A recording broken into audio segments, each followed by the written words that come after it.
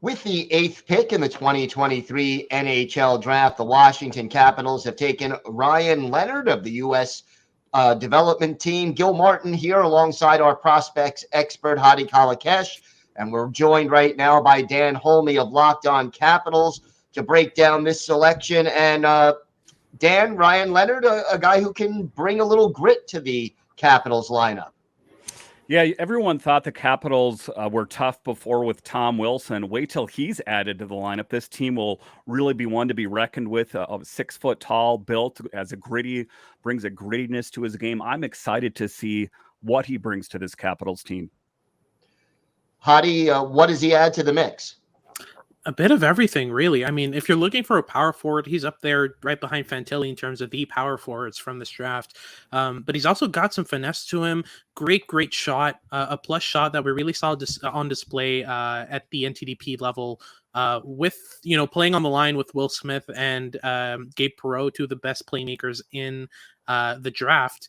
But one thing that really went underrated in his game was really his playmaking. You saw more and more some flashes of playmaking as the year went on, and I truly believe that if he was on the line with two snipers instead of two playmakers, we would be talking about Ryan Leonard as one of the best playmakers in this draft.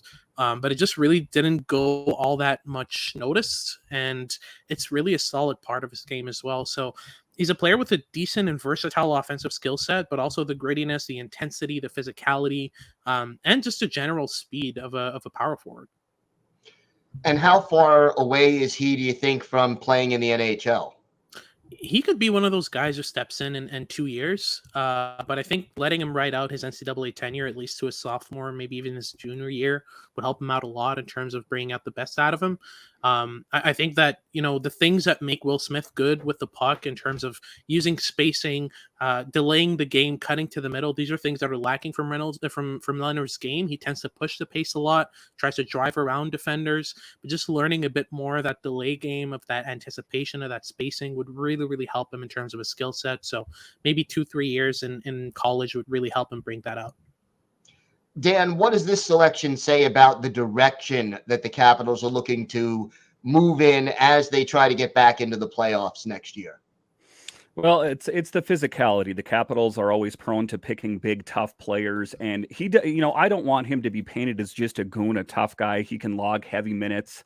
He has an impressive shot, and he also has an impressive skating ability. I think that he's going to be a well-rounded player. He's committed to playing at Boston College in the fall, so it's not going to be someone that's ready this next season, but the future. As we know, Alex Ovechkin has 3 years left on his contract, and you can kind of start to see the changing of the guard, if you will. And you're going to start to see that with Connor McMichael, Hendrix Lapierre, Leonard coming into the mix there, Ivan Miroshnichenko.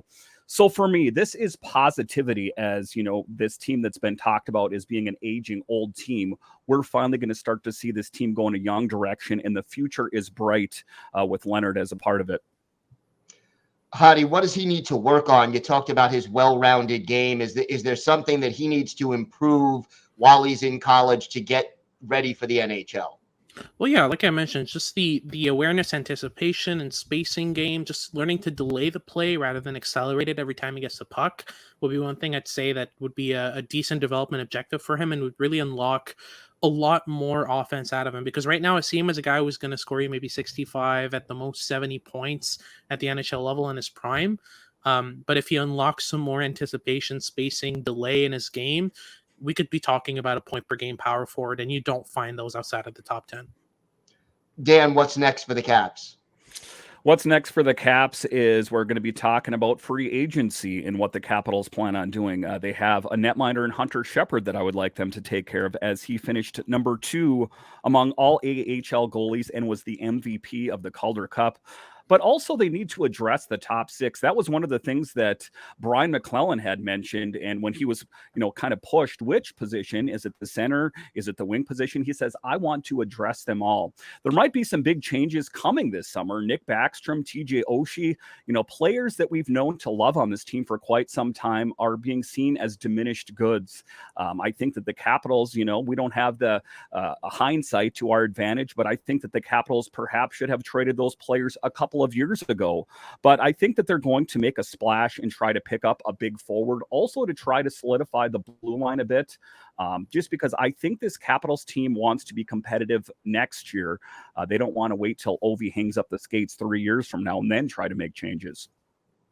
All right, should be interesting in Washington. For more on this selection and all the Capitals' other moves around the draft and free agency, tune in to Locked On Capitals for free on your favorite podcast app and on YouTube, part of the Locked On Podcast Network, your team every day.